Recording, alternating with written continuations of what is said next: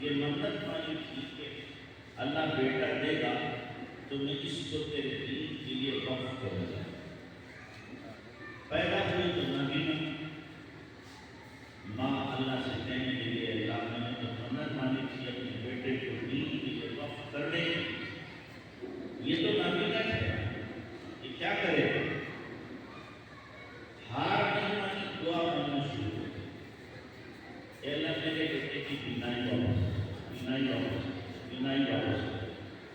مانگ کے تہجد میں مانگا، مواقع اجابت دعا میں مانگا، جب موقع ملا تب مانگا، رات میں دن میں مانگتی رہی۔ ایک دن وہ آیا کہ رات میں سوئی بھی خواب میں دیکھا اللہ کے نبی صلی اللہ علیہ وسلم کو کیوں روتی ہے کہ بیٹے کی بینائی اللہ سے لے لینے چاہیے۔ خواب میں کہ ہاتھ پھیرا، دعا دی، صبح کو جب اٹھی نے بلایا اپنے بیٹے کو، بیٹا دکھ رہا ہے کرنا چاہیے۔ ایک ماں روتی ہے، مادر ذات نہ دینا بیٹے کی بینائی اللہ سے واپس لے لے۔ آج کی مائیں ہیں جو اپنے بچوں کی صحیح تربیت ہی نہیں کر پاتے، سلیقہ ہی نہیں ہے کہ تربیت کیسے کی جائے، اور نہ یہ بات ذہن میں آتی ہے کہ ان کو دین کی تعلیم دے کر کے اللہ کے دین کے لیے وقف کیا ہے۔ اگر دین کی تعلیم دی بھی جاتی ہے تو اس میں نیت ہوتی ہے کہ نوکری لگ جائے گی، کمائی لگ جائے گی، نیت شروع سے فطور ہو جاتا ہے۔ بچے کو دین کے لیے جب آپ وقف کرو گی تو اس کی دینی تربیت کرنا پڑے گا اور اپنی نیت کو خالص کرنا پڑے گا۔ نہیں، ہمیں تو صرف اور صرف اپنے بچے کی دین کے لیے اپنے بچے کو وقف کرنا ہے، اس کے مقدر کی روزی نہ رگڑ کے اس کے پاس پہنچے گی۔ روزی کے بارے میں ہمیں اس سلسلے میں بے فکر رہنا ہے۔ تو اپنے بچوں کے سلسلے میں، بچیوں کے سلسلے میں خاص طور سے حساس رہنے کی ضرورت ہے۔ یہ جو دور چل رہا ہے فکروں کا اور خدا بیزاری کا اور چاروں طرف اقتدار کی آگ لگی ہوئی ہے، یہ اسی وقت بچا جا سکتا ہے کہ ہم اپنے گھر میں دینی ماحول قائم کریں، اس کے بغیر نہیں بچا جا سکتا۔ تو بہرحال ماں کی ذمہ داری بہت زیادہ ہے۔ یہ بچیاں عالمہ نہیں، یہ تین بچیاں، ان کا علم بھی اور عمل بھی اس وقت محفوظ رہے گا کہ جب گھر والے ان کو ماحول دیں یا بچیاں اپنے گھر والوں کا ماحول اپنے عمل سے، اپنے گاؤں سے، اپنے کردار سے بدلنا۔ اور اگر بچیوں نے گھر کا ماحول نہیں بدلا یا گھر والوں نے دینی ماحول نہیں دیا تو بچیاں عالمہ فاضلہ بننے کے باوجود بھی دیندار نہیں۔ دین کا علم ہو سکتا ہے اچھی وجہ، لیکن حقیقی دین زندگیوں میں نہیں ہو سکتا۔ دین حقیقت میں زندگی کے اندر آ جائے، اس کے لیے محنت ہے، اس کے لیے کوشش ہے، اس کے لیے ماحول بنانا ہے۔ ماحول بنے گا تو دین باقی رہے گا، اور ماحول نہیں بنے گا تو دین باقی نہیں رہ سکتا۔ اس لیے کہ جب کیچڑ ہوتا ہے بھی پھسل جاتا ہے۔ بے دین کا جب بے دین کے کیچڑ ہوگا تو بڑے بڑے دیندار بھی اپنے دین کو محفوظ نہیں رکھ سکتے۔ فرمایا باب قول اللہ ونضع الموازین القسط لیوم القیامہ، کہ ہم انصاف کی ترازو رکھنے کے قیامت کے لیے۔ پہلا باب تھا نیت پر اور آخری باب ہے اعمال کے تلنے پر، کہ اعمال میں وزن اس وقت ہوگا جب نیت درست ہوگی اور اعمال کو تولا جائے گا۔ ایک فرقہ چونکہ اسلام میں معتزلہ کا ایسا ہے جو یہ کہتے ہیں کہ اعمال جو ہیں वजन कैसे होगा? इमाम बुखारी रहमतुल्लाह अलैहि ने रद्द किया कि नहीं, आमाल का भी वजन होगा और जो बोल है इनका भी वजन होगा।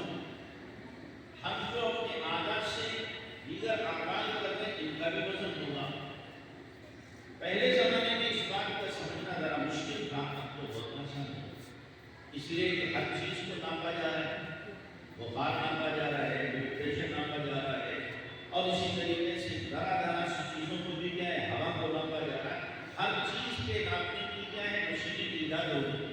तो दीन का समझना इस जमाने में पिछले जमाने के मुकाबले में आसान हो गया। जदीद आलात की वजह से आसान हुआ। आमाल कैसे खत्म होंगे, हमारी नीतियां दूसरे को कैसे मिलेंगी, इस जमाने में समझना आसान है। हम अपने मोबाइल का डाटा दूसरे में क्या कर देते हैं, ट्रांसफर कर देते हैं, सारा उधर पहुंच गया, कोई हमें भेजे पहुंच जाता है, और डिलीट मार के सारा क्या हो जाता है, खत्म हो जाता है। तो ऐसे ही कुफ्र है, शिर्क है कि डिलीट का बटन, तो सारी चीजें क्या हो जाती है, आदमी की खत्म हो जाया करती है। ईमान जो है वो आमाल को बढ़ाने का बटन है। 70 साल का काफिर अगर ईमान लाता है तो जितना भी उसने कुफ्र किया है, ईमान उस सारे अमाल का डिलीट का बटन दबा कर खत्म कर देता है, और अब इसका वजन क्या होता है, ईमान की वजह से बढ़ जाया जाता है, जन्नत का मुस्तहिक बन जाता है। तो जिस तरीके से इस जमाने में हर चीज को नापा और तोला जा रहा है, बुखार को नापा जा रहा है, गर्मी को, ठंडी को, और इसी तरीके से दीगर चीजों को, तो जो रब इन चीजों का पैदा करने वाला है, जिस अल्लाह ने इंसान को ये ज़हन दिया, इजादात को लाए, वो अल्लाह कैसे कादिर नहीं होगा कि हमारे आमाल को न तोड़ ले और हमारी निकली की ज़बान की बात को कैसे उसका वजन न करे। तो इसलिए इंसान के आमाल धुलेंगे, और बल्कि इंसान भी धुलेंगे, बराह रास्त इंसान का भी वजन होगा। अल्लाह के नबी सल्लल्लाहु अलैहि वसल्लम एक वक्त जो बात की, तो अब्दुल्लाह के मशहूर रज़ियल्लाहु अन्हु छोटे करते थे और कमजोर से थे। सहाबा उन्हें देख राशन लगे, इनका वजन बहुत तो छोटे हैं। तो अल्लाह के नबी सल्लल्लाहु अलैहि वसल्लम ने फरमाया, अब्दुल्लाह बिन मसऊद की एक रात का वजन बहुत पहाड़ के बराबर हो। अल्लाह का वजन जिस्म तुझसे नहीं, बल्कि अंदर के ईमान और आमाल का, अंदर के तक़वे और तहारत और ज़ुहद का। बाब क़ौलिल्लाहि व नज़अु मवाज़ीन अल-क़िस्ता लियौम अल-क़ियामा। मवाज़ीन जमा है मीज़ान, किसके माने तराजू। बहुत सी तराजू में या एक तराजू बहुत सी तराजू के बराबर होगी, इसलिए जमा लाए, या अज़मत को बढ़ाने के लिए, शान को बढ़ाने के लिए लाए, या आमाल बहुत से मुख्तलिफ किस्म के हैं। अखलाक इबादत अलग है, मामलात अलग है, माशरत अलग है, अखलाकियात अलग है। तो अल्लाह तबारक व तआला इसी एतबार से हर अमल की तराजू अलग अलग कर देते हैं, मुमकिन है। तराजू को उठाने वाला कौन है, इसमें मुख्तलिफ कौन है कि अल्लाह तबारक व तआला बराह रास्त तोलेगा, ये जिब्रील अमीन उठाएंगे, बाद उनका इसराफील उठाएंगे, बहरहाल कोई भी उठाए, आमाल हमारे खुले हैं। आदमी ये बात सहन में रखे, जो मैं बोल रहा हूँ और जो अमल को हरकत कर रहा हूँ, एक दिन मुझे इसका जवाब देना है अल्लाह। ये इस्तेज़ार अगर ज़हन में बाकी रहे तो बंदा फिर गुनाह की तरफ कदम चलने नहीं होता। जो बोल रहा हूँ उसका भी जवाब देना पड़ेगा। हज़रत मुआज़ रज़ियल्लाहु अन्हु को शुबह हो गया, अल्लाह के नबी सल्लल्लाहु अलैहि वसल्लम ने फरमाया कि लोगों पे पकड़ होगी, तो कहने अल्लाह जो बोले इस पर पकड़ होगी। तो आपने फरमाया सकीलत कौमों, तेरी माँ तुझे रोए, यानी कि कितना भोला हो गया, ये भी नहीं जानता। फिर आपने फरमाया वहाँ यकुना सुफिनारी इल्ला फसाइदा अलसनतिही, कि लोगों की अक्सरियत जहन्नम में अपनी ज़बान की बेदियों की वजह से है। ज़्यादातर लोग जहन्नम में जाएंगे ज़बान की बकवास की, गलत इस्तेमाल की वजह زبان ہے لیکن یہ دودھاری تلوار ہے۔ آدمی اس سے چاہے تو نیکیوں کو پہاڑ جمع کرے اور اس سے بھی چاہے تو ساری نیکیوں کو برباد کر کے گناہوں کو انبار کرے۔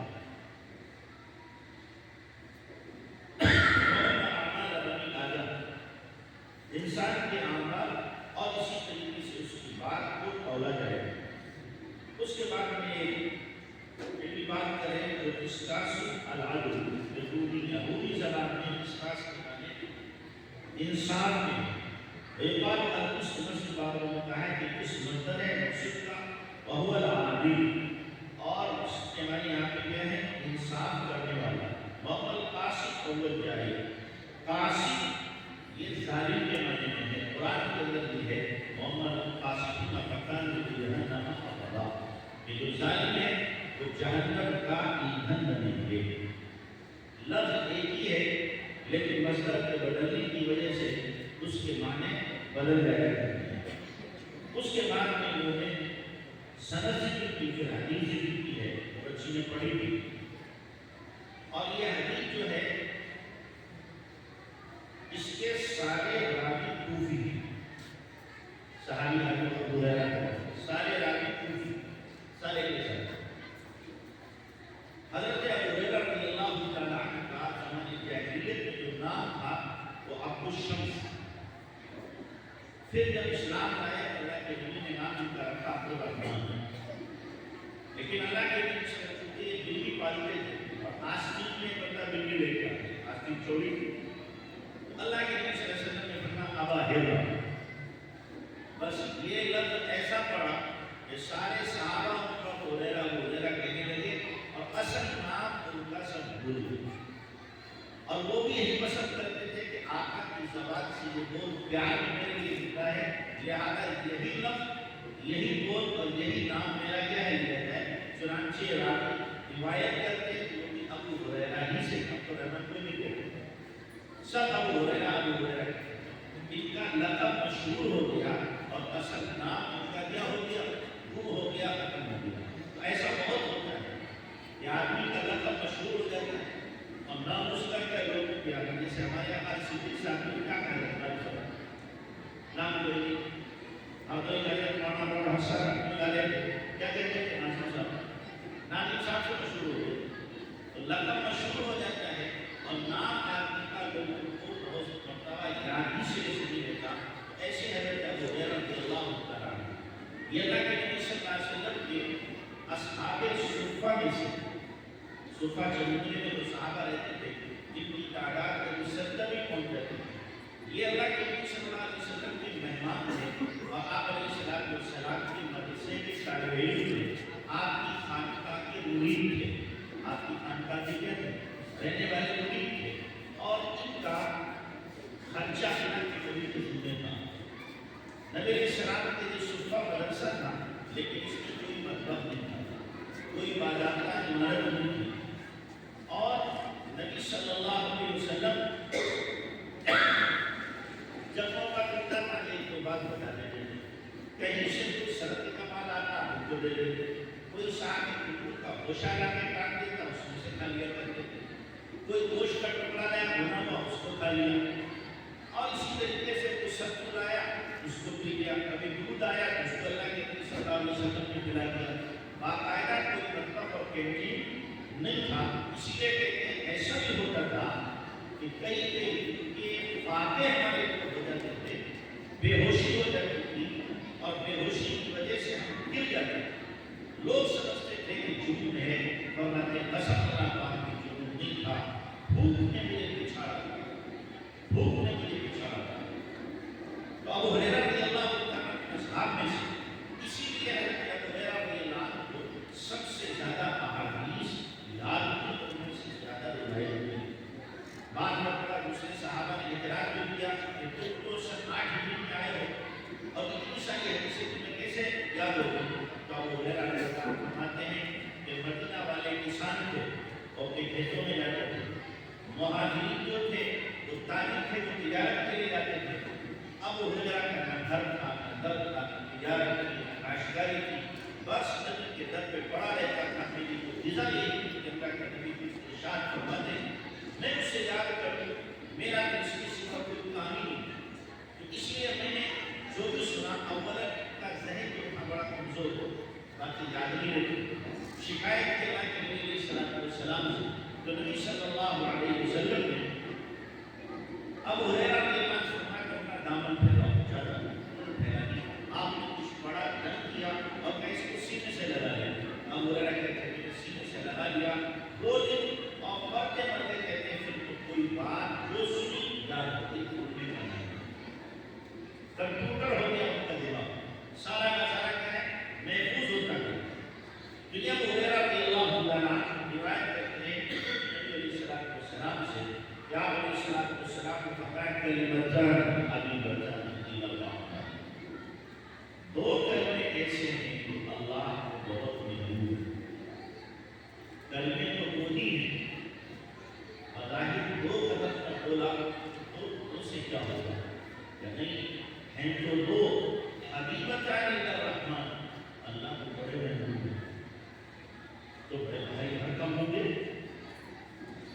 کہنے میں بڑی دشواری ہوگی، لیکن خفیفتاً علی الانسان، ادا کرنے کی زبان پر تو بہت ہلکے، ہلکے اس اعتبار سے بھی ہیں کہ وہ ہلکے اس اعتبار سے بھی ہیں، قرت کے اعتبار سے ان میں کوئی بھی ایسا حرف نہیں ہے وہ شدت کا ہو، قلقلہ کا ہو، تو ہے اکثر الفاظ رجوع میں اکثر ہو تو شدت والا کوئی ہے ہی نہیں، حروف مستعلیہ بھی نہیں، اس لیے کیا ہے ادا کرنے میں آسان، جب آسان ہے تو ثواب کا ملے گا، اس لیے کہ مشقت جس میں زیادہ اس میں ثواب زیادہ ملتا ہے، بنانا ایسا بھی نہیں ثقیل ہوتا ہے پھر میزان، قیامت کے دن جب ان کو تولا جائے گا تو میزان میں ان کا وزن بہت بھاری ہوگا۔ یہ اللہ کے نبی صلی اللہ علیہ وسلم کا کیا ہے معجز نما کلام ہے، یہ کلمات تھوڑے ہیں، معانی کا سمندر ہے اور ثواب کے اعتبار سے بہت زیادہ ہے، اور دو کلمے کتنے چھوٹے ہیں، سبحان اللہ وبحمدہ سبحان اللہ، کیا مشکل ہے آسان، کم سے کم ایک ایک تصویر صبح شام کی پڑھ لی ہے، اسی لیے اس حدیث کو حدیث تسبیحی کہتے ہیں، تسبیح والی حدیث، سبحان اللہ وبحمدہ سبحان اللہ العظیم، یہ فرشتوں کی بھی تسبیح ہے، فرشتے بھی اس کو پڑھتے ہیں، ایک صحابی نبی علیہ السلام کی خدمت میں حاضر ہوئے اور اس کے اللہ کے نبی روزی اس سے اٹھ گئی، روزی اس سے روٹ گئی، تو آپ نے فرمایا کہ یہ فرشتوں کی تسبیح سے کسی نے روکا، فرشتوں کی تسبیح آپ نہیں کر رہا، سبحان اللہ وبحمدہ سبحان اللہ العظیم، اس کے آگے استغفر اللہ ہوتا ہے، اس کو پڑھ لیا گیا، کہ پڑھنا شروع کیا تو پھر تو اتنا آیا کہ گھر میں رکھنے کی جگہ نہیں، اب یہ الگ بات ہے آپ اب پڑھیں اور فائدہ نہ ہو یہ اپنی زبان کا قصور ہے، دل کا قصور ہے، ہم نے یقین کے ساتھ نہیں پڑھا، سچی زبان کے ساتھ نہیں پڑھا، زبان کرتی دل کرنا، دماغ کرنا، اور اس سے ہم یہ پاکیزہ کلمات ادا کر رہے ہیں، کلمات وہی ہے، اثر بھی وہی ہے، پڑھنے والے بدل پڑھنے والے ہماری زبان پاکیزہ ہو، دل ہمارا صاف ستھرا ہو، دماغ صاف ستھرا ہو، پھر ان کلمات کو ہم استحضار کے ساتھ کہتے ان کے فوائد یقینی طور پر ہم لیتے رہتے ہیں۔ امام بخاری رحمۃ اللہ علیہ نے آخر میں یہ ذکر کی، اس لیے بھی یہ نہیں کہ پڑھنے پڑھانے میں لگے رہو ذکر اللہ سے غافل ہو جاؤ، پڑھنے پڑھانے والوں کے لیے بھی ذکر اللہ لازم ہے، تسبیح لازم ہے۔ پھر امام بخاری رحمۃ اللہ علیہ ابو ہریرہ رضی اللہ عنہ کی روایت اس لیے لایا کہ خود ابو ہریرہ رضی اللہ تعالیٰ کے پاس میں 1000 گٹھلیاں تھیں، سونے سے پہلے ان پر تسبیح اور تکبیر پڑھے بغیر سوتے ہی، سونے سے پہلے پڑھتے، گویا بتایا کہ اس حدیث کا راوی ہے، خود اس کا عمل ذکر اللہ کا ہے، لہٰذا تم بھی ذکر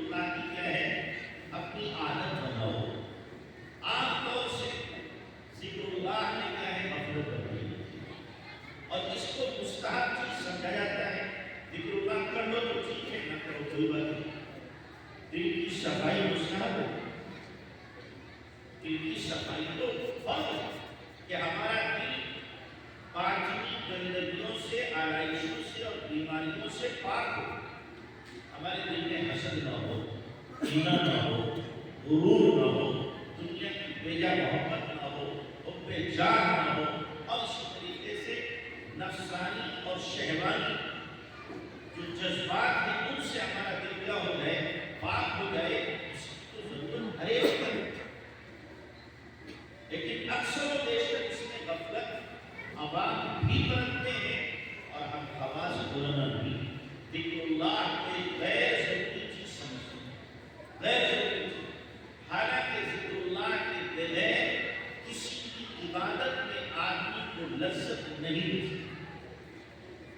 اور جب ذکر اللہ سے آدمی غافل ہوتا ہے تو دیگر عبادات میں غفلت کا ہونا لازمی اور لازمی ہے. اس لیے قرآن میں اللہ تبارک و تعالیٰ نے بتایا ہے، اوپر سے پھر کیا اللہ نے کہ شراب سے دنیا سے بچو.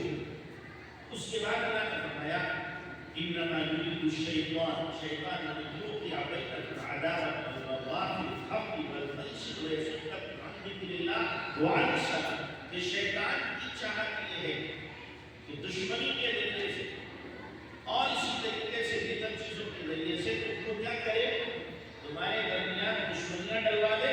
وَيَصُدَّكُمْ عَنْ ذِكْرِ اللَّهِ، اور تمہیں اللہ کے ذکر سے روکے. اور جب اللہ سے ذکر، اللہ کے ذکر سے روکو گے تو کیا ہوگا؟ وَعَنِ الصَّلَاةِ، کہ نماز سے روکو. ذکر اللہ یہ باؤنڈری، جب تک آدمی ذکر اللہ کرتا ہے تو نماز میں محفوظ ہے. ذکر اللہ سے غفلت برتے گا، باؤنڈری ٹوٹ گئی، اب نماز میں چھوٹ گئی، نماز میں چھوٹ گئی. اس لیے ذکر اللہ کی پابندی ہر ایک کی ہوتی ہے، چاہے عام ہو یا خاص ہو. اور پڑھنے پڑھانے والوں کے لیے تو اور زیادہ ضروری ہے کہ جتنا ہمارا اللہ سے تعلق ہوگا ہمارے پڑھنے پڑھانے کا اتنا ہی اثر ہوگا. ورنہ صرف پڑھنے پڑھانے میں لگے رہے، یہ اگرچہ اخلاص کے ساتھ پڑھانا بھی عبادت ہے، لیکن دل کا جو ضبط ہے وہ جلدی دور نہیں ہوتا بغیر دل پر محنت کی ہوئی. جب دل پر محنت کی جائے گی اور اس پہ ضربے لگائی جائیں گی تب ہمارا دل پاک و صاف ہوگا. اس لیے جو بچیاں فارغ ہو رہی وہ بھی اور جو دیگر خواتین ہیں وہ بھی یہاں سے یہ پلے باندھ کے جائیں. یہ بخاری کا آخری سبق اور آخری حدیث ہمیں اس بات کا درس دے رہی ہے کہ ہمیں غفلت کے ساتھ زندگی نہیں گزارنی. اللہ تعالیٰ نے اپنے نبی کو خطاب کر کے فرمایا لا تکن من الغافلین، نبی جی آپ غفلت کرنے والوں میں نہ ہو جائے. نبی تو کسی لمحہ غافل ہو ہی نہیں سکتے. آپ علیہ السلام کی شان کو ہم عائشہ رضی اللہ تعالیٰ عنہ نے بیان کی ہے، یذکر اللہ فی کل احیانہ، کہ آپ ہر وقت اللہ کا ذکر کرتے ہیں، ہر وقت اللہ کا ذکر کرتے ہیں. تو آپ کو غافل ہو ہی نہیں سکتے. آپ کو خطاب کر کے اصل امت کو سمجھانا ہے کہ تمہیں اپنے آپ کو غفلت سے بچانا. تو ہم اپنے آپ کو غفلت سے بچائیں اور ذکر اللہ کی کیا کریں، کثرت کریں. صبح شام کم سے کم 3 تسبیح تو پڑھنا ہی چاہیے. تکبیر کی، دوسرے کلمے کی اور درود شریف کی اور قرآن کی تلاوت. قرآن کی تلاوت یہ اپنے معمول زندگی میں شامل کریں. ہماری مائیں بہنیں بیٹھی ہوئی ہیں، آپ سے گزارش ہے کہ اپنے گھر کے ماحول کو خوشی بناؤ. اس کے لیے ہمارے گھر کی دن کی جو شروعات صبح فجر کی نماز میں سب کو اٹھاؤ ایک طرف سے. 10 سال کی عمر، 10 سے اوپر عمر کے بچے گھر میں، بوڑھا ہو جوان ہو، 10 سال کی عمر کا بچہ ہو بچی ہو، سب کو صبح فجر کی نماز میں اٹھاؤ. اور ایک مسئلہ اگرچہ شرط کر کے میں بتا رہا ہوں، جو خواتین اس حال میں ہوتی ہے کہ نماز نہیں پڑھ سکتے، ہر مہینے جب ایام ہوتے ہیں ان میں وہ نماز نہیں پڑھ سکتے، وہ بھی صبح کو فجر کی نماز میں اٹھیں، وضو کر کے مصلی پہ اکیلے جا کے بیٹھے. اب وہ قرآن ہے، تسبیح پڑھے، تسبیح منع نہیں ہے، تلاوت منع ہے، نماز منع ہے، روزہ منع ہے، حج منع ہے، لیکن تسبیح پڑھنا، استغفار پڑھنا، کلمہ پڑھنا، درود شریف پڑھنا، تیسرا کلمہ پڑھنا، یہ منع نہیں۔ جتنی دیر نماز میں لگتی ہے اور جتنی دیر تلاوت میں لگتی ہے اتنی دیر مصلی پر بیٹھی بیٹھی اللہ کا ذکر کریں۔ اس کے دو فائدے ہوں گے۔ ایک فائدہ اس کا یہ ہوگا کہ جو عادت ہے نماز کی وہ باقی رہے گی۔ اب جب 8 دن 10 دن کے بعد غسل کرے گی تو بوجھ نہیں طبیعت پر ہوگا کہ اس لیے کہ اتنی دیر بیٹھنے کی پہلے سے ہماری عادت ہے غسل کرنے۔ دوسری یہ کہ گھر کے پر مختلف قسم کے لوگ رہتے ہیں، بعض حویلیاں ہوتی ہیں، تو ہماری یہ حالت کسی کو پتہ نہیں چلے گی کہ گھر میں بچی کس حال میں ہے، کون کس حال میں، معلوم نہیں ہو سکے گا۔ معلوم ہونا یہ بھی حیات خلاف ہے، حیات خلاف۔ تو اس لیے گھر میں ساری خواتین جو ہیں صبح کو اٹھیں، مصلی آباد کریں، اپنے بچے جو ہیں ان کو بھی اٹھائیں۔ جب نماز پڑھی، نماز کے بعد سب کو تسبیح ہو، پہلے قرآن کو ایک ایک پارہ یا آدھا پارہ روزانہ تلاوت ہو گئی۔ تلاوت کے بعد میں سب کو تسبیح ہو، استغفار کی، تیسرے کلمے کی، درود شریف، 3 تسبیحات۔ یہ کام جب کر دیا، نماز بھی ہو گئی، تلاوت بھی ہو گئی، تسبیحات بھی ہو گئی۔ اب آزاد چھوڑو کہ چاہے تو اشراق پڑھ لو چاہے نہ، اس میں آزاد کرو، اشراق پڑھیں۔ ظاہر جب اتنے اعمال بھی دیکھیں اور اشراق کا وقت ہو گیا تو انشاءاللہ اشراق بھی پڑھ جائے گی۔ روح کو غذا مل گئی، اب روح کو غذا ملنے کے بعد اب کچن کی طرف جائے گا، اب تیاری ہوگی ناشتے کی۔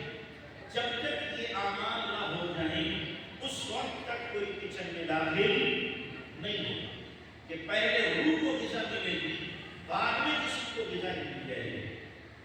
عجیب بات ہے، جسم کو کھلا کھلا کے موٹا کر لیا اور روح پر ہم نے گھاؤ لگا دیا، زخمی کر دیا اسے، جبکہ روح کو طاقتور بنانا تھا۔ جسم کمزور ہو جاتا کوئی مسئلہ نہیں، لیکن روح اگر کمزور ہو جائے اور روح ہماری ناپاک ہو جائے تو پھر ظاہر سب کچھ ہمارا مٹ گیا، سب کچھ چلا گیا۔ تو گھروں کا یہ ماحول اگر ہم نے بنا لیا، صبح فجر کی نماز ہو گئی، اس کے بعد دوسری نمازیں بھی ہوگی انشاءاللہ۔ یہ ابتدا اچھی ہے، انتہا بھی انشاءاللہ اچھی ہے۔ ہم بارہا سنتے ہیں کہ فجر کی جس نے نماز پڑھی اس کے ہاتھ میں ایمان کا جھنڈا ہے، اور فجر کی نماز جس نے چھوڑی اس کے ہاتھ میں شیطان کا جھنڈا ہے، جس کا جھنڈا اسی کے نعرے لگے۔ شیطان کا جھنڈا ہے تو ظاہر اسلامی کام تھوڑی ہوگا، شیطانی کام ہوگا، اور اسلام کا جھنڈا ہے انشاءاللہ پورے دن اسلامی اور دینی کام۔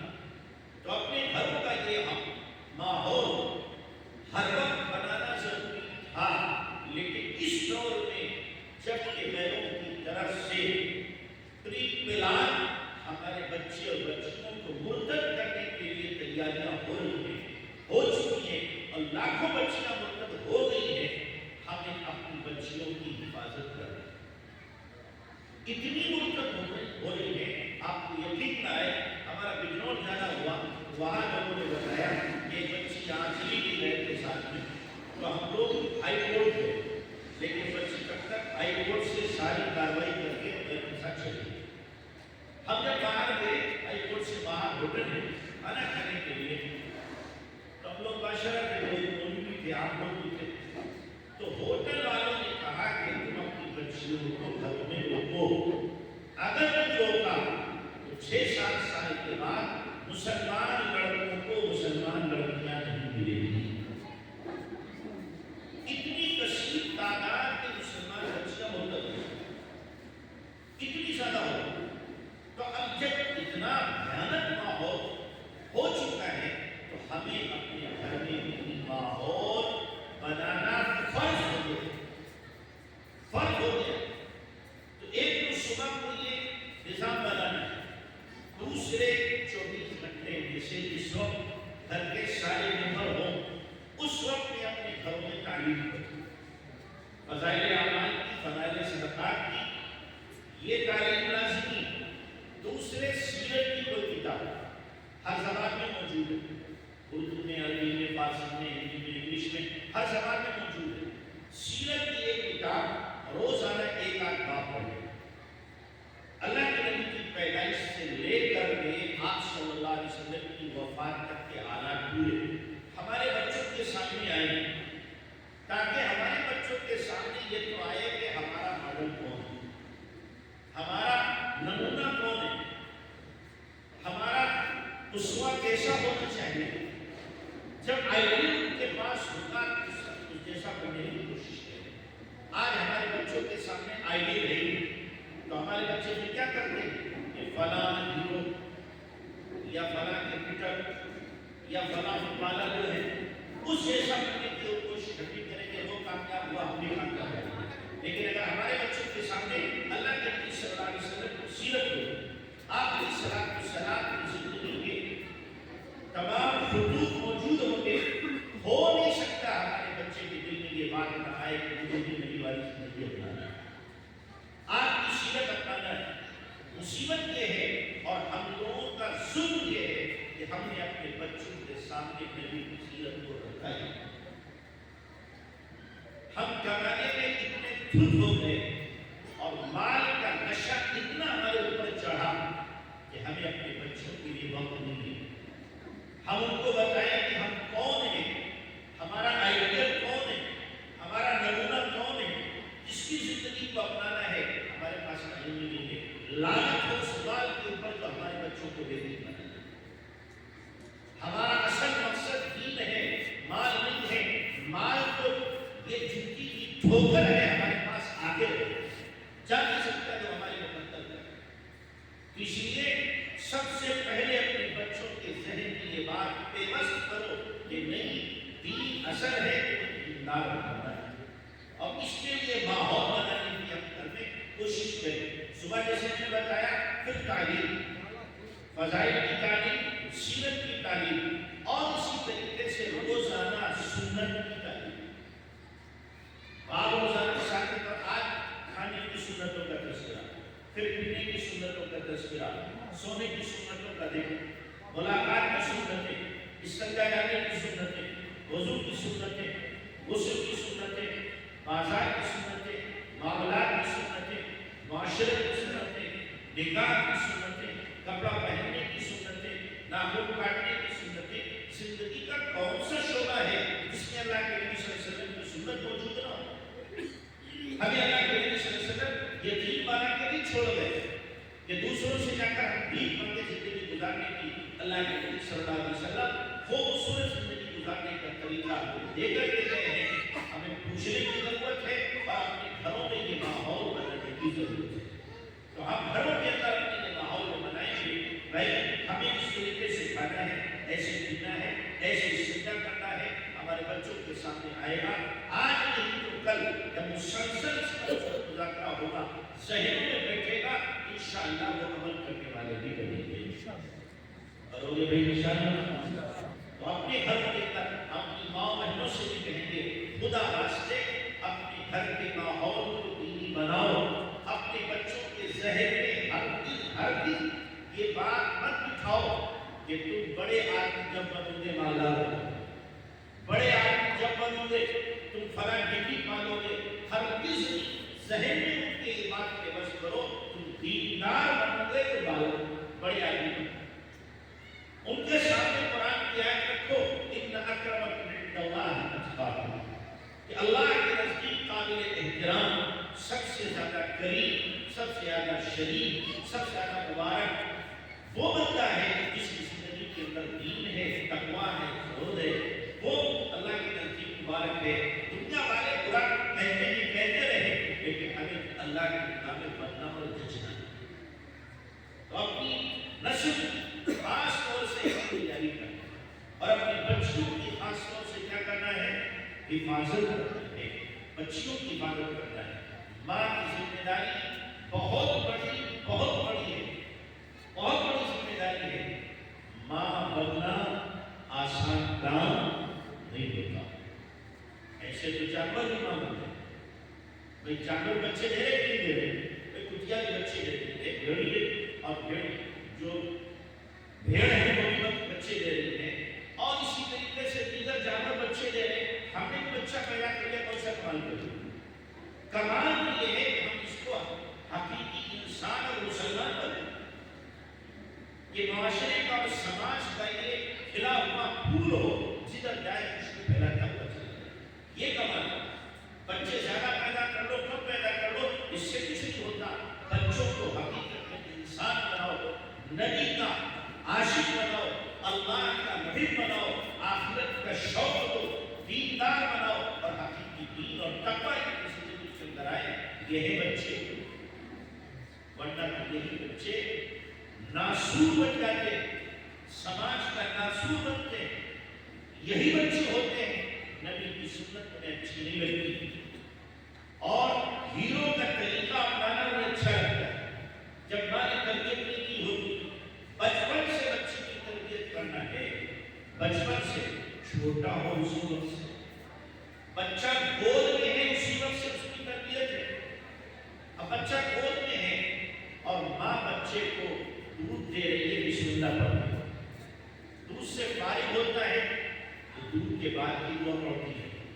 بچے کو استنجا کرا رہی ہے، اس کا سطر کھولنے سے پہلے دعا پڑھ لیتی ہے، کھلاتی ہے، پھر جب سطر ڈھکتی ہے پھر دعا پڑھ لیتی ہے۔ سنا رہی ہے تو سونے کی سنتیں اسے سنا دیتی ہے، سورہ ملک اور سورہ عمران کی سجدہ سناتی ہے، بازار لے کے جاتی ہے، چوتھا کرنا اس کے سامنے پڑھتی ہے، گھر سے نکلتی ہے تو گھر سے نکلنے کی دعا پڑھتی ہے، اس کو گود میں لے کے قرآن کی تلاوت کرتی ہے، ذکر کرتی ہے۔ اب جب بچہ اس طریقے سے تربیت پائے گا، یقینی طور پر جب یہ بولنے کے قابل ہوگا، چلنے کے قابل ہوگا، اس کا ذہن بن چکا ہوگا۔ اب اس کی زبان پر جب بولے گا، کسی اور کا نام نہیں، اللہ اللہ کہیں، اللہ اللہ کہیں، اللہ اللہ کہیں، تو یہ ذہن شامل کرنا ہماری ذمہ داری میں داخل ہے۔ اور یہ نہیں، مائیں بہنیں بھی طے کر کے جائیں، اپنے گھر کے ماحول کو چینج کرنا ہے، گھر کے ماحول کو بدلنا ہے، ہمیں اپنے عقائد کی حفاظت کرنا ہے، عبادات کی بھی حفاظت کرنا ہے، نبی کی سنتوں کی بھی حفاظت کرنا ہے، اور اپنی بچیوں کی عزت و ناموس کی حفاظت کرنا ہے۔ اللہ ہم سب کو عمل کی توفیق عطا فرمائے۔ دعا فرمائے۔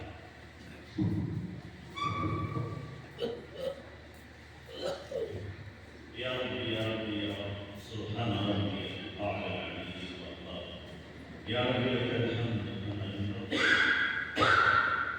لجلال وجهك عظيم سلطانك، اللهم لك الحمد كما ينبغي أهله، وصل وسلم على سيدنا كما هو أهله، وافعل بنا ما أنت أهله، فإنك أهل التقوى وأهل المغفرة، يا أول الأولين يا آخر الآخرين يا ذا القوة المتين يا راحم المساكين يا أرحم الراحمين، اللهم أنت خلقتنا وأنت تهدينا وأنت تطعمنا وأنت تسقينا وأنت تميتنا وأنت تحيينا يا ذا الجلال والإكرام يا ذا الجلال والإكرام، اللهم صل على سيدنا محمد وعلى آل سيدنا محمد وبارك وسلم. ربنا ظلمنا أنفسنا وإن لم تغفر لنا وترحمنا لنكونن من الخاسرين، ربنا لا تزغ قلوبنا بعد إذ هديتنا وهب لنا من لدنك رحمة إنك أنت الوهاب، ربنا لا تؤاخذنا إن نسينا أو أخطأنا، ربنا ولا تحمل علينا إصرا كما حملته على الذين من قبلنا، ربنا ولا تحملنا ما لا طاقة لنا به، واعف عنا واغفر لنا وارحمنا أنت مولانا فانصرنا على القوم الكافرين. يا حي يا قيوم برحمتك نستغيث، أصلح لنا شأننا كله ولا تكلنا إلى أنفسنا طرفة عين، اللهم أحسن عاقبتنا في الأمور كلها وأجرنا من خزي الدنيا وعذاب الآخرة، اللهم إنا نسألك الهدى والتقى والعفاف والغنى، اللهم إنا نسألك رضاك والجنة ونعوذ بك من سخطك والنار، اللهم إنا نواصينا وجوارحنا بيدك شئت فإنك بنا ولينا وقنا إلى سواء السبيل. اللهم اهدنا فيمن هديت وعافنا فيمن عافيت وتولنا فيمن توليت وبارك لنا فيما أعطيت وقنا شر ما قضيت فإنك تقضي ولا يقضى عليك إنه لا يذل من واليت ولا يعز من عاديت تبارك ربنا وتعاليت نستغفرك ونتوب إليك. اللهم إنا نسألك حبك وحب من تحبك وحب عمل يبلغنا إلى حبك. اللهم إنا نسألك علما نافعا وعملا صالحا متقبلا ورزقا حلالا طيبا واسعا وشفاء من كل داء. اے اللہ یہ حق اٹھائے جانے کے قابل نہیں، یہ زبان ہمنے کے قابل نہیں، یہ منہ دکھانے کے قابل نہیں. اے اللہ ظاہر کے بندے حقیقت میں بہت گندے ہیں. اے اللہ ہمارے من کی گندگی دور فرما. میرا سر سے لے کر پیر تک گناہوں میں سنے ہوئے ہیں، پھنسے ہوئے ہیں. اللہ ہر گناہ ہم نے کر ڈالا ہے، کوئی گناہ باقی نہیں. حق جیسا مجرم گنہگار کوئی نہیں ہے. اللہ اقرار کرتے ہیں کہ بڑے مجرم ہیں. مولا معاف فرما دے، معاف فرما دے. اللہ بڑے بڑے پاپیوں مجرموں کو معاف کیا ہے. مولا ہمیں بھی معاف فرما. اللہ تم نے تو وحشی کو معاف کیا جن کا کبھی چہرہ نہ دیکھتے. اللہ ان کو بھی تم نے معاف کر دیا. اے اللہ ہتا کو معاف کیا جنہوں نے نبی کی چچا کے کلیجے کو چبایا تھا. اللہ سو کے قاتل کو تم نے معاف کیا ہے. میرے اللہ ہمیں معاف فرما. تیری معافی کے چرچے آسمانوں میں، تیری معافی کے چرچے زمینوں میں. اے تواب ہماری توبہ قبول فرما دے. اللہ تم نے جو اعلان کروایا نبی کی وادی مدینہ الغفور الرحیم، اعلان کر دو میرے لبوں میں کہ میں بھی معاف کرنے والا ہوں. اے اللہ ہمیں بھی معاف کرنا، ہمیں بھی معاف کرنا. پیارے اللہ چھوٹوں سے غلطیاں ہوتی ہیں، بڑے معاف کر دیتے ہیں. اے اللہ ہم سب سے چھوٹے، تو سب سے بڑا ہے. اے اللہ تو بھی ہمیں معاف کرنا. اچھے بروں کو معاف کرنے والے. اے اللہ تو تو اچھا بھی ہے اور ہم برے بھی ہیں. اے اللہ تو بھی ہمیں معاف کر دے. اے اللہ تجھے معاف کرنا اچھا لگتا ہے، ہمیں معاف ہونا اچھا لگتا ہے. معاف فرما دے. اے اللہ ہمیں رسوا نہ کرنا، ذلیل نہ فرما. اے اللہ تیرے نبی کی کتاب ملی، نبی کے اقوال مل ہوئے. اے اللہ ہم نے بزرگوں سے سنا ہے ختم بخاری پر تمہاری قبول ہوتی ہے. اے اللہ ہماری گھر بھی قبول فرما دے، ہماری پریشانیاں بھی دور کر دے، ہماری مشکلات بھی آسان فرما دے، ہماری مصیبتیں ختم فرما دے. اے اللہ دعا ہم سے راضی ہو جا. اے اللہ ہم سے راضی ہو جا، اپنی ناراضگی دور فرما دے. اے اللہ تو اٹھا ہوا ہے. اے اللہ ہم نہ کرتے ہیں، مان جا میرے اللہ، مان جا مولا، مان جا، راضی ہو جا. کریم آقا تیرا ناراض ہونا سب سے بڑی مصیبت ہے، تیرا ناراض ہونا سب سے بڑی بلا ہے. اے اللہ تو ہم سب سے راضی ہو جا، پوری امت سے راضی ہو جا. کریم آقا آج ہماری مائیں بہنیں بھی آئی ہوئی ہیں. اے اللہ اگر کسی گھر کی خاتون معافی مانگنے کہیں کسی گھر چلی جائے تو دنیا والے بھی معاف کرتے ہیں. اے عورت معافی مانگنے آئی ہے. اے اللہ ہماری مائیں بہنیں آئی ہیں. اے اللہ ہمیں بھی معاف فرما، انہیں بھی معاف فرما، پوری امت کو معاف فرما. اے اللہ خطائیں تو ہو گئی، اس نے ناراض کرنے والے اعمال کیے ہیں. اے اللہ ان کی رضا والے اعمال پہ ہمیں ثابت قدم فرما، ناراضگی والے اعمال سے حفاظت کرنا. اے اللہ 100% سنتوں پہ عمل کی توفیق دے دے. بدعات و سنات سے ہماری حفاظت فرما. اے میرے اللہ سجدوں کا سرور دے دے. کب تک بھی ٹکرے مارے دے. کوئی تو سجدہ ہو جو تیری محبت میں ڈوب کے کہے اور تو اسے قبول فرما لے، تو اسے قبول فرما لے. اے اللہ اپنے ذکر کی حلاوت عطا فرما، سے ذکر جاری فرما. روئے روئے ہٹی ہٹی کوٹی کوٹی سے ذکر جاری فرما. منا دے ان کو عمل جمعیت عطا فرما. اللہ ہماری نسلوں میں دین کی بقا کے فیصلے کرنا، اللہ قیامت تک کے لیے ہماری نسلوں کو اللہ دین کی حفاظت اور دین پر عمل اور ایمان کی استقامت و بقا کے لیے قبول کرنا، اللہ جو بھی صلاحیتیں دی ہیں اللہ دین کی خدمت کے لیے قبول کرنا، صلاحیتوں کے ضائع ہونے سے بچانے۔ اے اللہ تجھے یقیناً ہماری ضرورت نہیں ہے، اے اللہ ہمیں ہر وقت تیری ضرورت ہے، تجھے ہمارے جیسے کروڑوں بندے ملیں گے اور ہمیں تیرے جیسا رب نہیں آ سکتا، نہیں مل سکتا۔ میرے اللہ ہمیں بنا لے اور اپنا بنا رہنے کی توفیق عطا فرما۔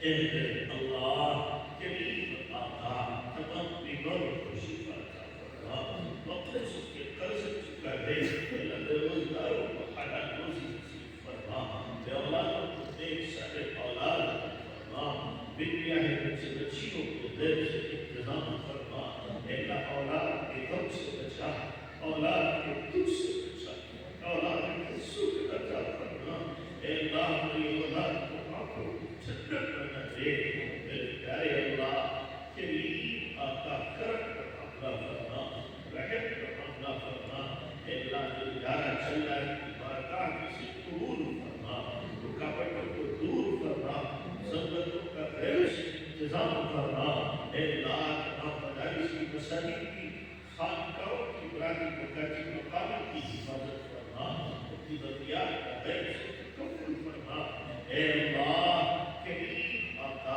ہمارے ملک میں امن و امان قائم فرما، اے اللہ دین کا بول بالا فرما، ہر قسم کے فتنوں سے، ہر قسم کی شرارتوں سے سخت محفوظ فرما، اے اللہ کریم آقا جو مانگے سے رہ گیا وہ بھی عطا فرما، اے اللہ ایمان کی موت عطا فرما، جمعے کے لیے موت عطا فرما، شہادت کی موت عطا فرما، رمضان کے مہینے میں موت عطا فرما، سجدے کی حالت میں موت عطا فرما، اپنے راستے میں موت عطا فرما، نبی کے شہر میں جنت البقیع میں دفن مقدر فرما، حرمین شریفین کی بار بار مقبول حضری کی توفیق عطا فرما، ہماری دعاؤں کی حیرت کرو کرو سے نبی پاک صلی اللہ علیہ وسلم کے سب کے وسیلے قبول فرما، جزا اللہ محمد صلی اللہ علیہ وسلم کا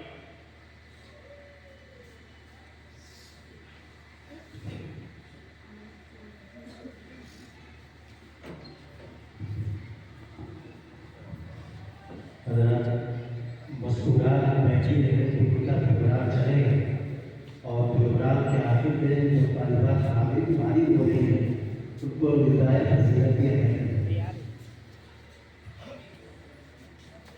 شروع ہوا تھا